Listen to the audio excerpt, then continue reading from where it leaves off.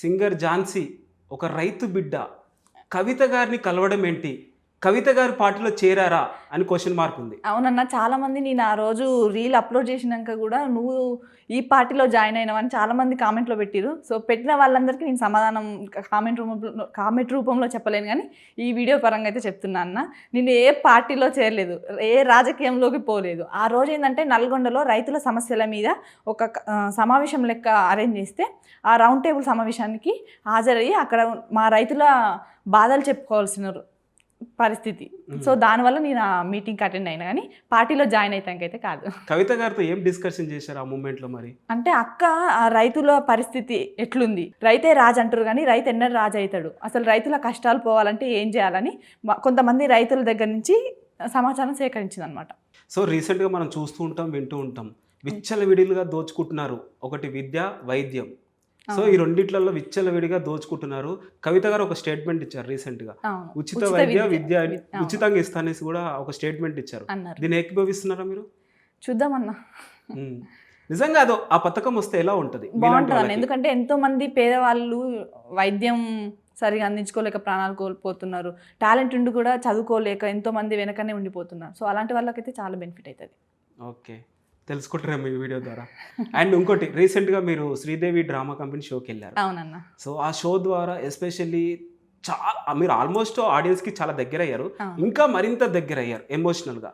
So ఎలా అనిపిస్తుంది ఇదంతా? చాలా హ్యాపీగా ఉందన్న. శ్రీదేవి డ్రామా కంపెనీ నుంచి ఫస్ట్ టైం నాకు 1 year బ్యాకే కాల్ వచ్చింది. కాకపోతే అప్పుడు నాకు పీజీ ఎగ్జామ్స్ వల్ల ఫస్ట్ డాడీకి స్టడీ ప్రిఫరెన్స్, అందుకే ఎగ్జామ్స్ వల్ల షోకి వెళ్ళలేకపోయినా. మళ్ళీ సెకండ్ టైం కాల్ రావడం చాలా హ్యాపీగా ఉంది. సో ఈసారి ఖచ్చితంగా పార్టిసిపేట్ చేసిన, చాలామంది జనాల మనసులు దోచుకున్నా. ఓకే, మేము కూడా చాలా ఎక్సైట్మెంట్తో ఉన్నాం తెలుసా. మీరు సోషల్ మీడియాలో చాలా వైరల్ అవుతూ అండ్ రీసెంట్గా షోలో కూడా కనిపించారు శ్రీదేవి డ్రామా కంపెనీలో. త్వరలో ఏమన్నా రియాలిటీ షోలో కనిపించే ఛాన్స్ ఉందంటారా? చూద్దామన్నా, వస్తుంది ఆపర్చునిటీ. మన చేతిలో ఏముందన్న, ముందుకైతే పోతున్నాం జనాలు ఆదరించే దాన్ని బట్టి. ఇలాంటి ఆపర్చునిటీలు ఏమైనా వచ్చాయా అంటే లైక్ రియాలిటీ షోల మీద?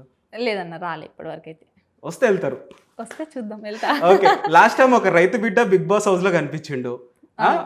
ఈసారి మరో రైతు బిడ్డ బిగ్ బాస్ హౌస్ లో కనిపిస్తే ఏం చూపిస్తారు మీరు? అక్కడ చూపిస్తాను ఖచ్చితంగా. అక్కడ చూపిస్తారండి. మాటల్లో చెప్పినాకన్నా చేతల్లో చూపించుడు బెస్ట్.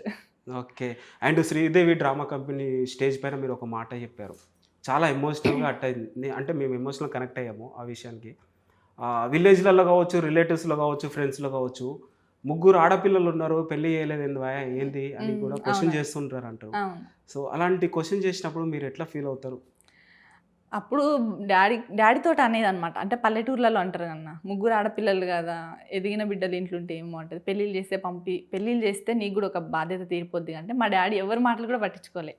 నా బిడ్డల్ని చదివిపిస్తా, వాళ్ళ కాళ్ళ మీద వాళ్ళు నిలబడేంత వరకు చదివిస్తా అని, మమ్మల్ని పీజీ వరకు కూడా చదివిస్తాను, ఇంకా కూడా చదివిస్తూనే ఉండు. ఓకే, నిజంగా ఏ పేరెంట్స్ ఇలాంటి డెసిషన్ తీసుకోరు. రీసెంట్గా మా సిస్టర్ మ్యారేజ్ అయినప్పుడు కూడా మేము చాలా ఎమోషనల్ అనిపించింది. ఎందుకంటే నిత్యం మేము ఇంట్లో కొట్లాడుకుంటుంటాం, మాట్లాడుకుంటుంటాం ప్రతిసారి. సో అలాంటిది మా డాడీకి మా మమ్మీ కూడా పెళ్లి అయ్యారా, ఇంత పెద్దగా అయినారండి. స్టిల్ నాకు ఎప్పుడు పెళ్లి కాలేదు, మా సిస్టర్కి పెళ్లి కాలేదు అనేసి కూడా ప్రతి ఒక్కరు ప్రశ్నించేవాళ్ళు.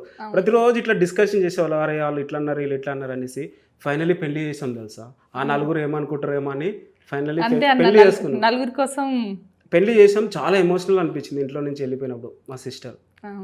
తప్పదు కానీ ప్రతి ఆడపిల్లకు.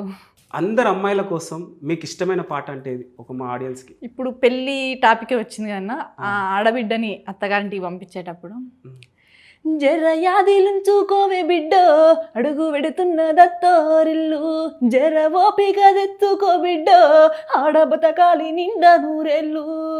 అమ్మాయిలు కాదు ఆడి బిడ్డలుంటారు, ఆడి బిడ్డాలంటే అర్ధముగుడంటారు, ఆడి బిడ్డాలంటే అర్ధముగుడంటారు. అప్పుడప్పుడు నిన్ను ఆట పట్టిస్తారే, నీకు వాళ్ళతో పోటద్దు బిడ్డో, ఆడవ్వయ్యలుండరే బిడ్డో, జర యాదిలుంచుకోవే బిడ్డో, అడుగు పెడుతున్న దత్తోరిల్లు, జర ఓపిక తెచ్చుకో బిడ్డో, ఆడబతకాలి నిండా నూరేళ్ళు. సూపర్, ఎంత ఎమోషనల్ అనిపిస్తుంది. థ్యాంక్ యూ అన్న. ప్రతి వాళ్ళు కనెక్ట్ అవుతారు తెలుసా ఈ పాటకి. అసలు తప్పకుండా అన్న. ఇన్ కేస్ ఇలాంటి సిచ్యువేషన్ మీకు వస్తే ఏం చెప్తారు?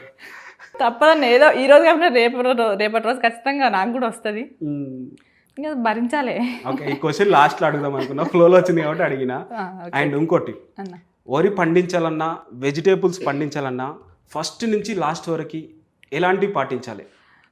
వెజిటేబుల్స్ అంటే మేము అంతగా పండించమన్నా, వాటి గురించి అంత అవగాహన లేదు. ఎక్కువ మేము వరినే పండిస్తాం. స్టార్టింగ్ నుంచి సీడ్ తెచ్చుకుంటాం కదా, వాటిని 2 రోజులు నీళ్ళలో నానబెట్టి వాటిని మండే అంటే చిన్న చిన్న మొలకలు వచ్చేంత వరకు చూడాలన్నమాట. ఆ చిన్న చిన్న మొలకలు వచ్చిన తర్వాతకి మడిలో చల్లాలి వాటర్.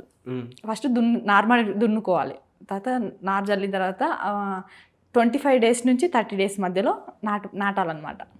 నాటిన తర్వాతకి ఇంకా కంటిన్యూ చేసుకోవాలి. 15 రోజులకు యూరియా వేసుకోవడం, ఏమైనా కలుపు మందు ఇట్లా కొట్టుకోవడం, పొలానికి ఏ రోగం రాకుండా చూసుకోవడం, ఒకవేళ ఏదైనా రోగం వస్తే దానికి తగ్గట్టు మందులు కొట్టుకోవడం.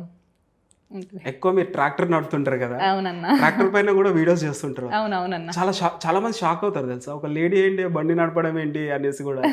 ఎట్లా నేర్చుకున్నారు ఇదంతా? మీ ఫాదర్ డాడీనే. స్టార్టింగ్ నేను 9th క్లాస్ ఉన్నప్పటి నుంచే వ్యవసాయం చేసేది. ఇంకా డాడీ ఒక్కటి చేస్తుంటే, అప్పుడు తమ్ముడు చిన్నోడు అనమాట, వాడికి అంతా తెలియదు కదా. ఇప్పుడు అంటే చేస్తాడు తమ్ముడు కూడా. నేను 9th క్లాస్ ఉన్నప్పుడు డాడీ ఒక్కడు వెళ్తుంటే, డాడీకి అన్నదమ్ములు ఇట్లా ఎవరు లేరు, ఏ పనైనా ఒక్కడే చేసుకునేది. మేము ఆడపిల్లలమై ఉండి డాడీకి ఎందుకు హెల్ప్ చేయొద్దు, మేము కూడా అబ్బాయిలతో సమానంగా డాడీకి అన్నిటిలో హెల్ప్ చేయాలి అన్నట్టు వెళ్తా. బాయ్ దగ్గరికి వెళ్ళి డాడీ తోలుతుంటే, డాడీ నాకు నేర్పించంటే డాడీ కూడా నేర్పి అనగానే వెంటనే నేర్పించిండు. నీకెందుకురా, నువ్వు ఆడపిల్లవు, వద్దు బండి అని కూడా ఏ రోజు కూడా అనలేదు. నేను ఏదైనా నేర్చుకుంటా అంటే వెంటనే నేర్పిస్తూనే ఉంటాడు. సో అట్లా కంటిన్యూ చేసిన. మీలో పట్టుదల ఉంది కాబట్టి నేర్పిస్తున్నారు, అందుకే ఈజీగా నేర్చుకుంటున్నారు. అవునన్నా. అండ్ ఇంకోటి, ఇది ఎమోషనల్ అని చెప్పుకోవచ్చు. రీసెంట్గా రైతు గోస, వరి చేతికి వచ్చిన సమయానికి వర్షాలు పడి వడ్లన్నీ ఖరాబ్ అయినాయి. అవునన్నా. ఈ సిచ్యువేషన్ గురించి ఏం చెప్తారు మరి? నిజంగా చాలా బాధాకరం అన్న. ఎందుకంటే ఒక 4-5 నెలలు కష్టపడి ఎండనక వాననక రైతు పండించిన పంట చేతికి వచ్చేసరికి ఆ పంట కొనుగోలు కూడా కాలేకపోయింది. ప్రభుత్వం ఐకేపీ సెంటర్లలో వడ్లు అట్లనే ఉండిపోయినాయి. సో వర్షానికి ఆ వడ్లు మొలకెత్తి చాలా నష్టపోయాయి రైతు ఒక్కటే ఆశిస్తాడన్న, పెట్టిన పెట్టుబడి రాకున్నా ఏం కాదు, పెట్టిన పెట్టుబడి వస్తే చాలా అనుకుంటాడు, కానీ ఎక్కువ లాభం అయితే ఆశించాడు. ఎవరు నిర్లక్ష్యం వల్ల ఇలా జరిగిందంటారు? వాతావరణం అనుకోవచ్చు, కానీ సో వడ్లు అనేది కళ్ళంలో పెట్టినంతసేపు కొంతమంది బాధ్యత ఉంటుంది. అవునన్న, ఐకేపీ సెంటర్ వరకు తీసుకుపోవడం అయితే మా బాధ్యత. అది వర్షం వచ్చినా రాకపోయినా కానీ అక్కడి వరకే తీసుకొచ్చినాం. ఆ భూమి నుంచి పండించడం వరకు మా బాధ్యత. తర్వాత ఐకేపీ సెంటర్లో కొనాల్సిన బాధ్యత అయితే గవర్నమెంట్దే కదా అన్న. కొంచెం తొందరగా కొంటే బాగుండని అనుకున్నా. ఓకే. అండ్ ఇంకో క్వశ్చన్ అంటే, నేను చూశాను, వింటూ ఉన్నాను ఇప్పటికీ, అన్న రైతు ఇప్పటికీ ఫేస్ చేస్తున్నాడేమో అనేసి నేను అనుకుంటున్నా. రైతు పొలంకి వెళ్ళినప్పుడు కరెంట్ షాక్ కొట్టి అలాంటి సిచ్యువేషన్ కానీ, పాము కాటేసిన సిచ్యువేషన్ కానీ, సో ఇలాంటి సిచ్యువేషన్స్ ఫేస్ చేసినప్పుడు చాలామంది హాస్పిటల్కి వెళ్దామని అనుకుంటారు. సో ఆ జర్నీ ఎట్లా ఉంటుంది, పొలం నుంచి హాస్పిటల్కి వెళ్ళేదాకా జర్నీ ఎట్లా ఉంటుంది? సో చాలామందికి విలేజ్లలో హాస్పిటల్స్ ఉండవు.